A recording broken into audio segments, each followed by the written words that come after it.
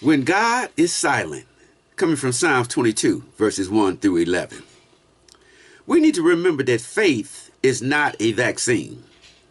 It doesn't prevent disease or suffering just because you have faith.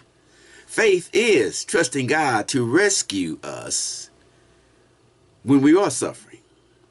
This is why Psalms 22 starts with a cry of despair, but it ends with praise for deliverance. This passage captures the raw, honest cry of a believer, one who feels abandoned in their deepest moment of need. Have you ever been there? The psalm opens with the words that echo through history. My God, why have you forsaken me? It expresses the anguish of one who trusts in God, but yet they struggle with his apparent silence. Even the faithful can experience seasons when God seems distant, when prayers seem unanswered and suffering lingers without reason. Yet amid the pain, the psalmist continues to call out for God. We must cling to faith, even when we can't see or hear God, because we know that silence is not the same as being absent. He recalls God's past faithfulness and expresses enduring trust. Listen to passage Psalms 22, verses 1 through 11. And it reads, my God, why have you forsaken me? Why are you so far from saving me? So far from my cries of anguish? My God, I cry out by day, but you do not answer. By night, but I find no rest. Yet you are enthroned as the Holy One. You are the one Israel praises. In you, our ancestors put their trust. They trusted, and you delivered them. To you they cried out and were saved. In you they trusted and were not put to shame. But I am a worm and not a man, scorned by everyone, despised by the people. All who see me mock me. They hurl insults, shaking their heads. They saying, he trusts in the Lord. Let the Lord rescue him. Let him deliver him, since he delights in him. Yet you brought me out of the womb. You made me trust in you, even at my mother's breast. From birth I was cast on you. From my mother's womb you have been my God. Do not be far from me, because trouble is near, and there is no one to help. The pain of divine silence. My God, why have you forsaken me? Even the strongest believers may feel abandoned at times. In moments of despair, it's okay to cry out honestly to God. He can handle your pain and your questions. Remember, at Jesus' deepest suffering, he felt forsaken. You remember on the cross at Calvary, he cried out to his Father, my God, why have you forsaken me? Christ was forsaken for us, so we'd never be forsaken. Jesus Christ knew more about feeling forsaken by God than anyone. For a brief moment, our sinless Savior became sin for us. He experienced the full penalty of all our transgressions. That's why he is our perfect high priest. He knows our suffering. In this passage, David was surrounded by enemies who mocked him. They were eager to see him destroyed. Any hope of rescue seemed far, far, far away. All other avenues of deliverance had been exhausted. Only the strength of the Almighty Lord could save David. David cried out to God because of his seemingly hopeless situation. He called on the God with whom he had a relationship with. David knew that Israel's God would be faithful and present, but he felt compelled to ask God why. He seemed so distant, so far away. Feeling abandoned, David cried out to God as a last resort. God had always promised his presence with Israel. Unanswered prayers. My God, I cried out both night and day, but yet you don't seem to answer. When prayers seem to go unheard, keep on praying, my friend.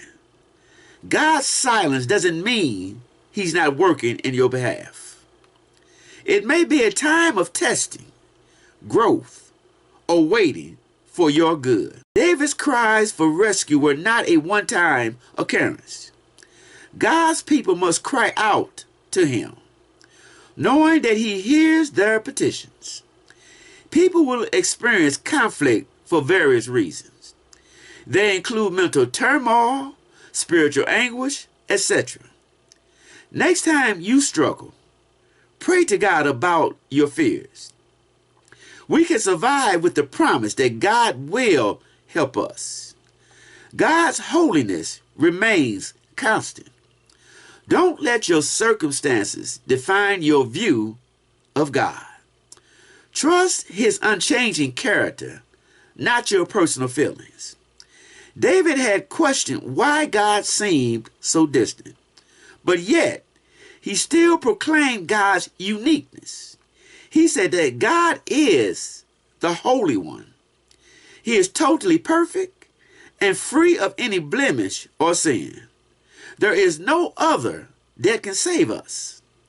God's holiness is the basis of why we worship him. Even in distress, David could worship and depend on God.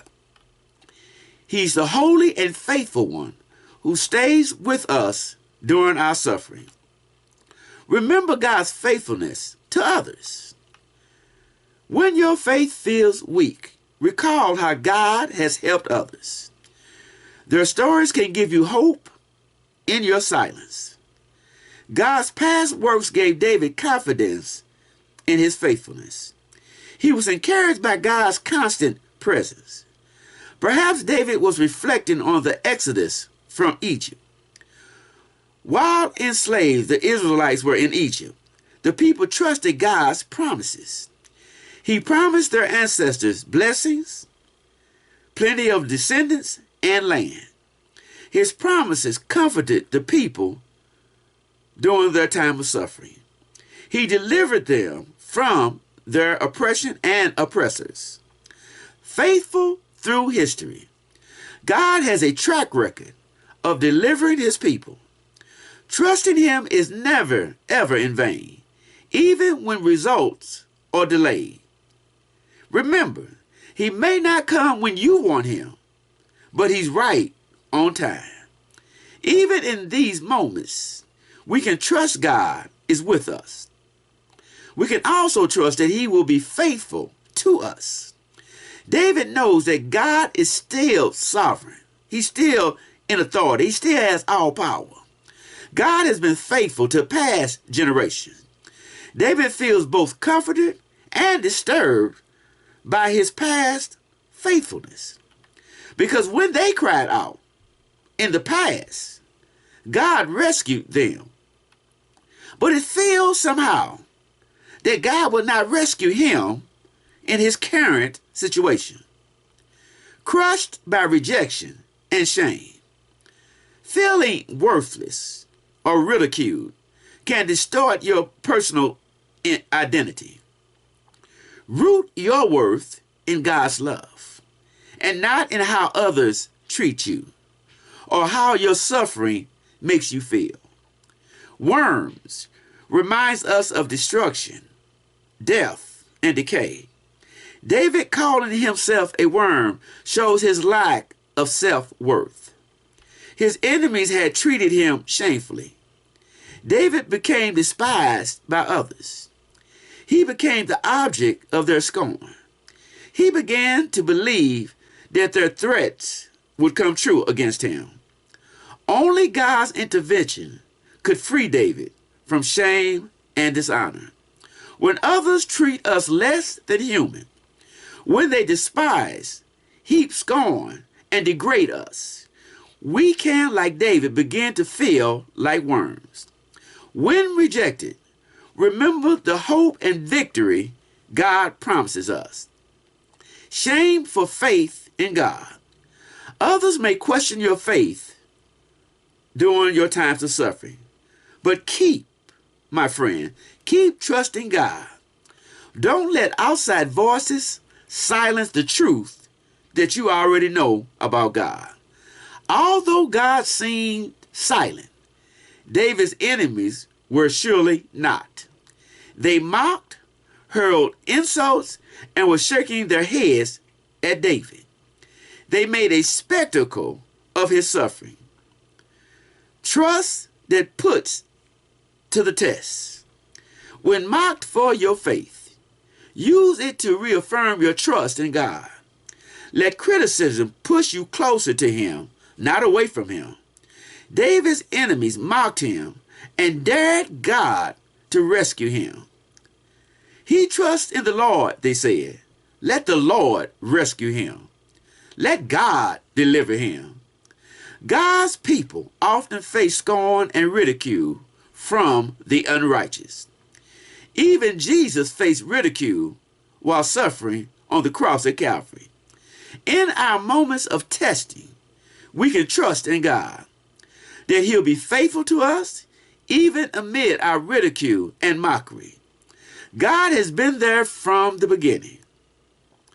David said, "Yet you brought me out of the womb." He reflects on how God's been with him from birth. From birth, David has owed his life to God. And from birth, the Lord has shown David love. God has been his father, guardian, and protector. David said, "You have made me trust in you." God's constant presence amid silence. Even when God feels distant, far away, remember he loved you first. In silence, remember his lifelong guidance and protection. His past faithfulness sustains present trust. David recalled God's care from conception, birth, and upbringing. He revealed the reason for his trust. His confidence wasn't based on his personal feelings, but it was on God's proven provisions. God's loving concern doesn't begin on the day we were born. It reaches back to those days before we were born, and it doesn't stop on the day we die. It reaches ahead along the unending path of eternity.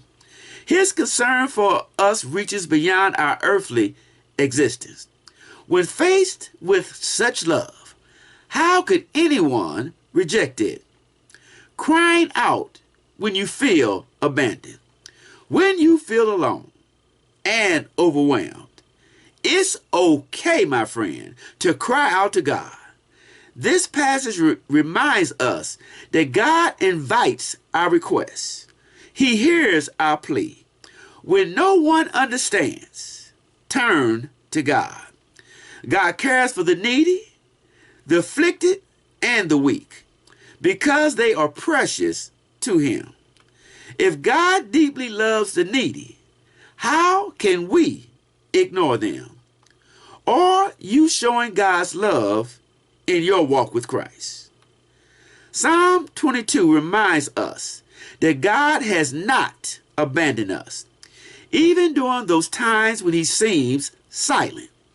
Like David, we may feel forsaken, mocked, or overwhelmed, but we must still trust in God's unchanging character. Reflecting on how he has been faithful in the past, it gives us the courage to keep believing him in the present.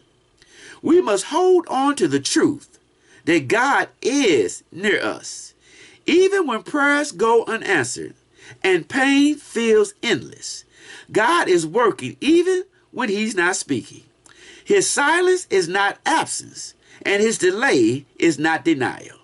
Keep trusting in God and know that he is still with us. God bless you till we meet next week. Goodbye.